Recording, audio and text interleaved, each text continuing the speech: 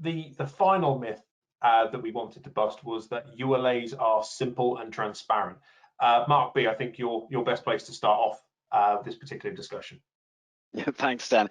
Yeah, they are simple and transparent at this sort of framework approach. If you just think about it, okay, it's an unlimited license agreement for a term for a fixed fee. That sounds good. And if you take it at that conceptual level, it is simple.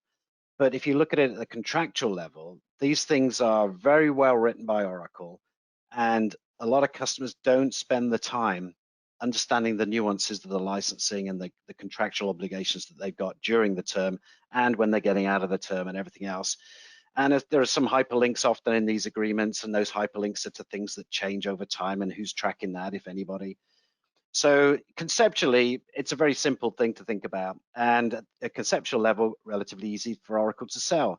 But when you're buying it, you really need to get under the covers with this thing and read the small print. Like any agreement, any license agreement, read the small print, because the advantages of unlimited are there if that's right for you as a business, but the restrictions and the cost implications, if you get this wrong, can be quite substantial. Now, of course, any good starting point, if you're looking at Oracle, you know, they do publish quite a bit of material on their own website. You know, there's their software investment guide. It's a good start, a bit high level, to be honest, but it's a good start to start understanding what these ULAs are all about and how they're written and who they're good for and why you should use them and everything else. But then look at your ULA contract, and you must understand the nuance of it, because it's so easy to get non-compliant. You know, I mentioned earlier in the webinar different ways people get non-compliant within ULAs, and they think it's an audit defense, but it isn't.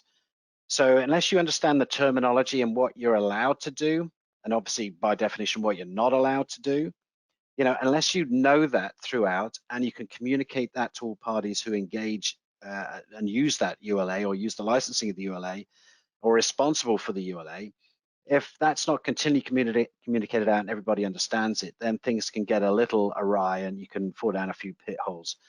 And there's complications in the contract itself. Even some of the wording in there is not the simplest of wording or the clearest of wording. There's a little opaqueness, let's call it that.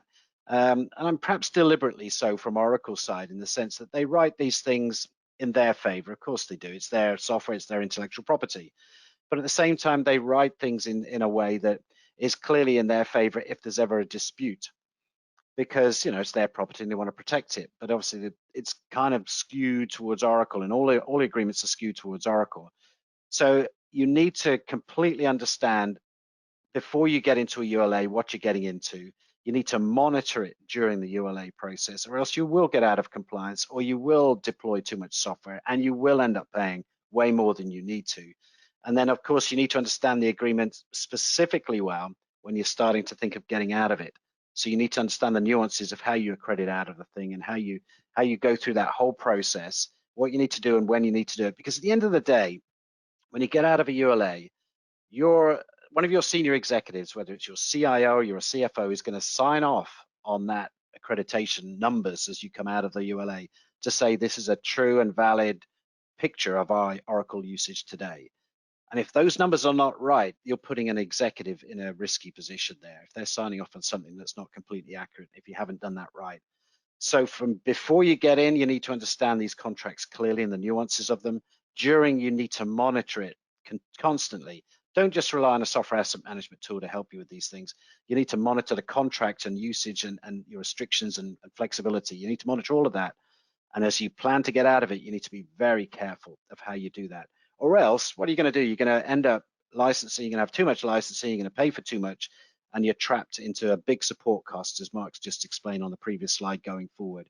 You know, at the previous example, at 5 million a year support costs going forward, you know, maybe you're only using product that would have £3 million support costs going forward if you'd used, you know, that was the actual number, but you end up paying 5 million. So if you're not managing this thing correctly, and if you're not looking at the contract yourself and understanding how that works for you, then you're leaving yourself open to make mistakes, and mistakes cost money. Marcus, did you want to add anything? Yeah, thanks, Mark. You made some great points there. I think there's a funny thing that I've found the other day. Well, it's not really that funny, but the Oracle Software Investment Guide. This was used to be referenced in everywhere. Saying if you actually want to understand software, look at that. Oracle would refer people to it as well, because what they would say is, well, look, because if they came in and audited a customer and the customer was non-compliant, then the first reaction from the customer would be, well, I don't understand this license, it's too complicated. And Oracle's, the way that Oracle answers, they say, well, look, it's not my fault that you don't understand it. It's your need to understand these things. It's your responsibility. And if they pointed them to the Software Investment Guide, that thing was really it is quite complicated, because there are some really funny terms in there that you need to understand. Things like, if you have certain products, then you have to have these other products licensed on the same basis as these products, and then the products are licensed on different metrics, the named user plus processors and some line items for other particular pieces of software. So it is a complicated thing. But the funny thing that I found the other day was I hadn't looked at this guide for many years, so I googled it and I thought, well, it's not coming up. Oracle have taken it off the Oracle website. I mean, that's how helpful they're being. But, the thing with that is, well, picking up on Mark's point, it's their software. They're looking to generate revenue. Why would they publish documents to help you minimize the amount you pay? I mean, they've obviously realized that and taken that down. I clicked on links on Oracle's own documents to get to this document, and those links take you now, guess where? They take you to the price list page. So instead of helping you understand your software, they just say, here's some more to buy. And you can look at those price lists, but they're really complicated. The good news is you can still find that Software Investment Guide. Obviously, a number of Oracle user groups over the world have published them, and they're on document sites, so you can Google it and can find it. It's just not where you thought it might be. So I think with all this complexity, all the things that Mark's saying, the fact that audit tools are out there to help you, yes, they are, but those contract terms, no audit tool can help you understand all of that. So very complicated area. And if Forrester are telling you that you need to take this seriously, then really follow their advice.